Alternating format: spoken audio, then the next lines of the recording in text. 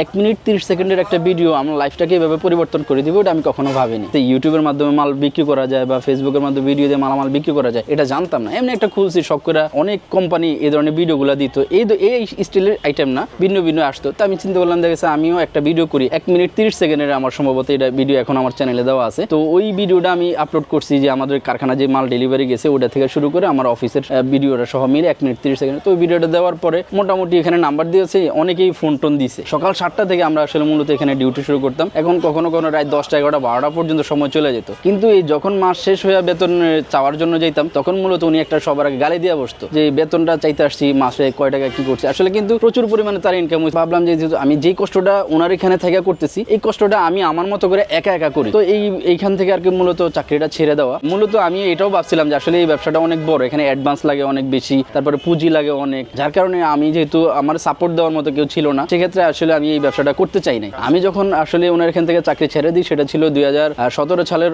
রোজার ঈদে। তখন আমার কাছে বেতন বোনাস মিলে 12,000 টাকা ছিল। তো আমি ওনার এই 12,000 টাকা নিয়ে ওনার চাকরিটা ছেড়ে দিই। পরিবার আসলে এই ব্যাপারে মত ছিল না, কারণ পরিবারও তো সাপোর্ট দেওয়ার মতো কিছু ছিল না, যার কারণে আমি যখন চাকরি ছাড়ছি তখন কেউ রাজি ছিল না যে আমি কেন চাকরি ছাড়ছি বা চাকরি ছাড়াটা আসলে আমার জন্য ঠিক হয় না। তো পরবর্তীতে আমি এই চাকরি করা অবস্থায় আমি যেহেতু এত টাকা ইনভেস্ট করতে পারবো না বা এত টাকা আমার কাছে নাই, সেজন্য আমি ভিন্ন ভিন্ন ওয়েতে অনেক কিছু চেষ্টা করছিলাম, যে সবজি বিক্রি করা এবং দেখা গেছে যে পাশাপাশি বোতামের ব্যবসা করা, কিছু ফুটপাতে জামা কাপড় ব্যবসা করছিলাম, কিন্তু কোথাও আমি তেমন একটা সফলতা পাই নাই। পরবর্তীতে চিন্তা করলাম, দেখা গেছে আল্লাহর রহমতে আমি যেটা শিখছি, মানে যেটার উপরে আমি 5 বছর চাকরি করছি, তো ওইটাই আমি আবার শুরু করি। না আসলে বুদ্ধি দেওয়ার মতো কেউ ছিল না, যেহেতু আমি মাদ্রাসা পড়ালেখা করছি, আমার ওরকম ফ্রেন্ড সার্কেলও ছিল না, আমি একাই। তো এখান থেকে দেখা গেছে আল্লাহর রহমতে নামাজ পড়তাম, আবার যে সময় একা থাকতাম ওই সময়গুলোতে আমি এখানে বিষয়গুলো নিয়ে চিন্তা করতাম যে কি করলে আমার কিছু ইনকাম হবে। আসলে মাছের ব্যবসাগুলোতে তো আর আপনার মাছ যদি আমি রাখি তাহলে কয়েক আইটেমের মাছ রাখতে হয়, তো ওই তো পুঁজি আমার ছিল না। তো আমি অল্প কিছু মাছ নিয়ে আসতাম, এগুলা পরবর্তীতে দেখা গেছে সেল করতে করতে কিছু থেকে গেলে ওটাই আমার লস হয়ে যেত। মুখে মাস্ক লাগায়া এই বাবুবাজার ব্রিজের উপরে আমি ব্যান্ড ঠেলছি। এই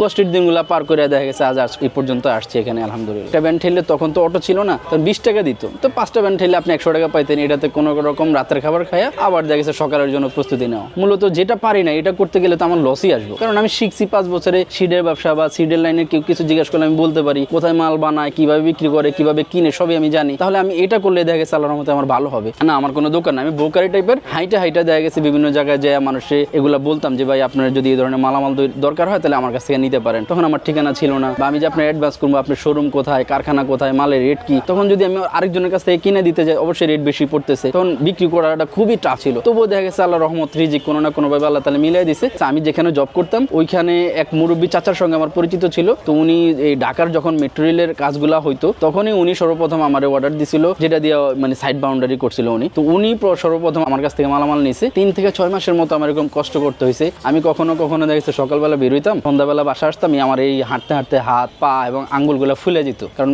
অনেক পরিমাণে হাঁটতে হইতো। দেখা গেছে হাঁটতে হাঁটতে দেখা গেছে গাড়ি ভাড়াটা চিন্তা করতাম, খাবার টাকা মিলতো না বা খাবার খেয়ালে গাড়ি ভাড়া মিলতো না। এই জন্য এইভাবে প্রায় 3 থেকে 6 মাসের মতো হয়েছে। আমি আসলে অনেক জায়গায় গেছি, যেমন আপনার এই বিক্রমপুরে গেছি, সিলেটে গেছি, তারপরে দেখা গেছে মাওতেল এলাকায় গেছি, নারায়ণগঞ্জে গেছি, সাভারে গেছি, ঢাকার বাইরে চট্টগ্রাম পর্যন্ত অনেক জায়গায় আমি এরকম জায়গায় যায় লিফলেট দিয়ে আসছি এবং কার্ড দিয়ে আসছি যে মালের জন্য অর্ডার করার জন্য। তেমন খুব বেশি কেউ একটা অর্ডার দিত না, তো ওই চাচা অর্ডার দিছে। আমি যখন জব করতাম এখানে শুধু ইন্ডাস্ট্রিয়াল প্রোফাইল টিন বিক্রি করা হতো কলকারখানার জন্য, যেটা বড় বড় শেড করতে ব্যবহার করা হয়। পরবর্তীতে আমি দেখা গেছে ছোট্ট একটা অফিস নিলাম, এটাও যে আমার শুভাকাঙ্ক্ষী ইয়াসিন ভাই ওনার টাকা থেকেই আসলে মূলত এটা শুরু করা, ওনার সঙ্গে একটা অফিস নিছি। তো এর পরবর্তীতে আমরা দেখলাম শুধুমাত্র প্রোফাইল না, এটার সঙ্গে ফাইবার লাগে এবং এটার সঙ্গে আরো ঘরের কিছু আসবাবপত্র বিক্রি করা যায়, যেমন আপনার ইন্ডাস্ট্রিয়াল টালিটিন আছে, ইন্ডাস্ট্রিয়াল বাস টালিটিন আছে, ফাইবার গ্লাস আছে, পি ফোম আছে, স্ক্রু আছে, আপনার স্যান্ডউইচ প্যানেল আছে। এখন আমরা স্টিল বিল্ডিং এর যত ধরনের মালামাল আছে সবই এখন আপনি আমাদের কাছ থেকে নিতে পারবেন খুচরা এবং পাইকারি দাম। না মূলত আসলে চাকরি করলে অনেক কিছু শেখা যায়, অনেক কিছু জানা যায়। কেউ যদি ব্যবসা করতে চায় সে আসলে আগে চাকরি করা উচিত, কারণ চাকরি করলে তার ভিতরে একটা